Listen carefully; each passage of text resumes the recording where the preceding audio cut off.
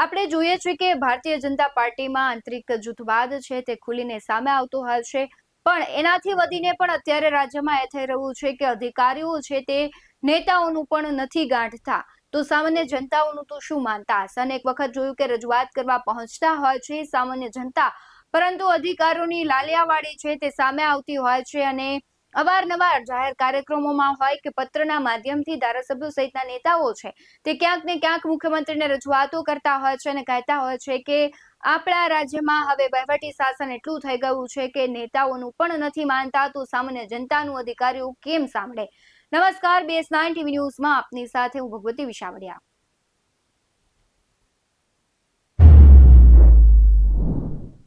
અને આ મુદ્દે જે વિપક્ષ છે અવારનવાર છે તે પ્રહારો કરતો હોય છે, ત્યારે ધારાસભ્ય ગોપાલ ઇટાલિયાએ એક પોસ્ટ મૂકી છે, કારણ કે આજે જ આપણે જોયું કે 5 એવા ધારાસભ્યો ભારતીય જનતા પાર્ટીના છે કે તેમણે મુખ્યમંત્રીને રજૂઆત કરી છે અને કહ્યું છે કે રાજ્યમાં જે અધિકારીઓ છે તે અમારું પણ નથી માનતા. તેને જ લઈને ગોપાલ ઇટાલિયાએ પોસ્ટ કરતા લખ્યું છે કે આખા ગુજરાતની આ વાસ્તવિક પરિસ્થિતિ છે.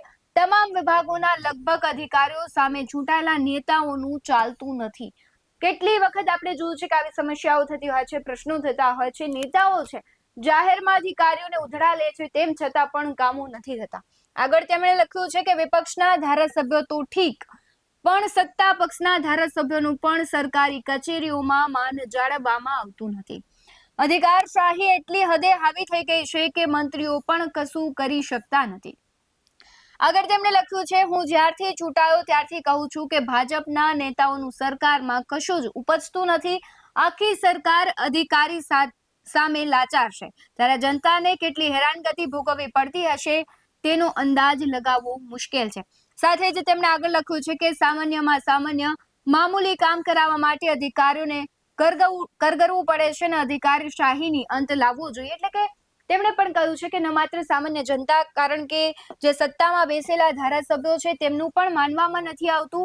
રાજ્યમાં ક્યાંક અધિકારશાહી હોય તેવું લાગી રહ્યું છે અને આપણે અવારનવાર જોતા પણ હોઈએ છીએ કે જે પ્રમાણે રાજ્યમાં અત્યારે વહીવટો થઈ રહ્યા છે અને અવારનવાર જ્યારે જાહેરમાંથી જ કોઈ વ્યક્તિ છે કે કોઈ નેતા છે તેમને આવી રીતના વાત કરવી પડે, અપીલ કરવી પડે, ત્યારે ચોક્કસથી સવાલ ઉભો થાય. અને સાથે જ આગળ તેમણે જે પત્ર છે ધારાસભ્યો દ્વારા લખવામાં આવ્યું છે તે પણ મૂક્યો છે. તેમાં લખેલું છે તેની વાત કરીએ. મુખ્યમંત્રીને સંબોધીને લખવામાં આવ્યું છે. આગળ લખ્યું છે, વંદે માતરમ સહ જણાવવાનું કે હાલ રાજ્યમાં ઠેર ઠેર વહીવટી તંત્રનો વહીવટ ખંભોળે ચડ્યો છે. પ્રજાના કામ જાણે આ તંત્રના કાન સુધી પહોંચતા જ નથી. એક સામાન્ય માણસને પોતાનું નાનું કામ સરકારી કચેરીમાંથી કરાવવું એ જાણે એક યુદ્ધ લડવું બની ગયું છે. હવે તમે અને હું, કોઈ પણ વ્યક્તિ હોય, આપણે જોઈએ કે જાહેર જે સરકારી અધિકારીઓ છે કચેરીઓમાં આપણે નાનકડી સાઇન કરાવી હોય તો ઘણા બધા ધક્કા ખાવા પડતા હોય છે. એટલે કોઈ પણ એક નાનું કામ કરવું હોય તો યુદ્ધ લડવું હોય તેટલું કહેવાય છે કે આકરું થઈ ગયું છે. અને સાથે તેમણે લખ્યું કે રાજ્યના તમામ મોટા અધિકારીઓથી લઈને તમામ નાના કર્મચારીઓ પોતાની ખરાબ મનસ્વીતા દર્શાવતા થઈ ગયા છે.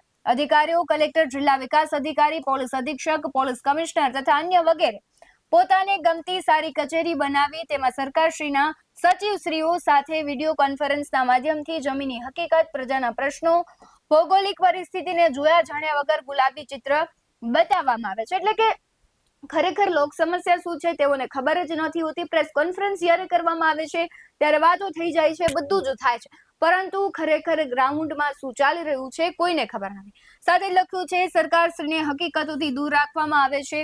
પ્રજા અને જનપ્રતિનિધિથી પણ ઉપર પોતે જ સરકાર સમજી અંધાધૂન વહીવટ ચલાવવામાં આવી રહ્યું છે, જેનાથી સરકારની છબી ખરડાઈ રહી છે. સાથે જ ધારાસભ્ય દ્વારા સૂચવવામાં આવેલા કાર્યો કરવામાં આવતા નથી. આ 5 ધારાસભ્યો છે તેમણે જ મુખ્યમંત્રીને પત્ર લખ્યો છે, એ પણ ભારતીય જનતા પાર્ટીના છે. ઉપરથી અધિકારીઓ દ્વારા પ્રજાને કહેવામાં આવે છે કે તમે ધારાસભ્યશ્રીની મદદ કેમ માંગી? આ પ્રમાણેની ખરાબ માનસિકતા એ સુચારુ રૂપથી વહીવટી તંત્ર ચલાવવામાં યોગ્ય નથી. અમો વડોદરા જિલ્લાના ધારાસભ્યો એ અગાઉ પણ આ પ્રમાણેની મૌખિક રજૂઆત કરી હતી અને હવે વિનંતી કરી રહ્યા છે કે ખરાબ મનસ્વીતા ધરાવતા અધિકારીઓને સ્પષ્ટ સૂચના આપવામાં આવે કે જનપ્રતિનિધિઓ દ્વારા સૂચવવામાં આવેલા પ્રજાના કામોને પ્રાધાન્ય આપી પ્રજાલક્ષી અને પ્રજાના હિતમાં નિર્ણય લેવામાં આવે. સાથે જ જરૂરી કડક પગલાં લેવામાં આવે છે. હવે આ વડોદરાના જે 5 ધારાસભ્યો છે તેમણે કહ્યું છે, પહેલા ધારાસભ્ય ડભોઈના છે શૈલેષ મહેતા, તેમણે સિગ્નેચર કરી છે, તેમણે મુખ્યમંત્રીને રજૂઆત કરી છે. ધારાસભ્ય જે સાવલીના છે કેતન ઈમાનદાર, તેમણે પણ લખ્યું છે. ધર્મેન્દ્ર વાઘેલા વાઘોડિયાના ધારાસભ્ય છે, તેમણે પણ લખ્યું છે. અક્ષય પટેલ કરજણ અને ચૈતન્યસિંહ ઝાલા જે પાદરાના ધારાસભ્ય છે, આ 5 ધારાસભ્યો પોતાના જે વિસ્તારના અધિકારીઓ છે તે ગાંઠતા નથી, તેટલા માટે તેને મુખ્યમંત્રીને પત્ર દ્વારા રજૂઆત કરી છે. હવે આવા તો ઘણા બધા ધારાસભ્યો છે કે તેના જ વિસ્તારમાં તેમનું અધિકારીઓ માનતા નથી, પ્રજાલક્ષી જે કામો છે તે કરતા નથી, તેમનું સાંભળવામાં નથી આવતું. એટલે હવે સવાલ એ છે કે જો ભારતીય જનતા પાર્ટીના જ ધારાસભ્યોનું અધિકારીઓ ગાંઠતા ન હોય તો વિપક્ષના અને સામાન્ય જનતાનું તો શું નામ જ લેવું, કારણ કે તેમનું તો સાંભળતા જ ન હોય તે સ્વાભાવિક વસ્તુ છે. હવે આ ઘટનાને લઈને તમારું શું માનવું છે તે કમેન્ટ બોક્સમાં જરૂરથી જણાવજો. બાકી આવા જ વધુ અહેવાલો સાથે ફરી મળતા રહીશું. તમે અમારી યુટ્યુબ ચેનલને સબસ્ક્રાઇબ કરવાનું, અમને ફેસબુક અને ઇન્સ્ટાગ્રામ પર ફોલો કરવાનું ભૂલશો નહીં. બાકી અમને અપડેટ્સ મેળવવા માટે આપ જોતા રહો OBS 90 ન્યૂઝ. નમસ્કાર.